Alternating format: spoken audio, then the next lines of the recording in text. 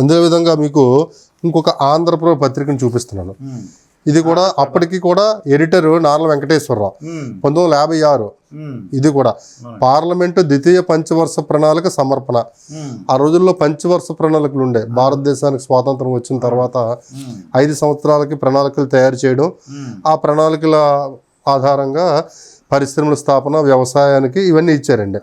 ఈ ద్వితీయ పంచవర్ష ప్రణాళికల్లో పరిశ్రమలకు ఇంపార్టెన్స్ ఇచ్చి దేశవ్యాప్తంగా పరిశ్రమలు స్థాపించారు. ఇది ఇక్కడ చూసినట్లయితే ఇందిరాగాంధీ గారు ఉన్నారండి ఈ సమావేశంలో.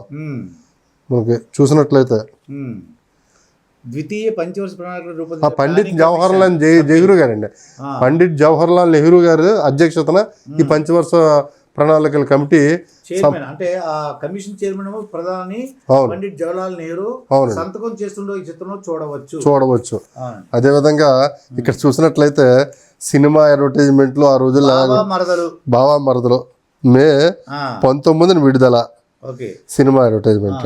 మే 19 ఈ సంవత్సరం 1955 అండి. 55. అవునండి. బావా మరదలు సావిత్రి హీరో. అవునండి. ఏమండి అవును.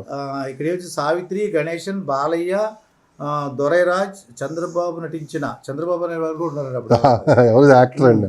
మనీ ప్రొడక్షన్స్ వారు విశాలాంధ్ర ప్రజలకు సమర్పిస్తున్నారు. మే 19 విడుదల.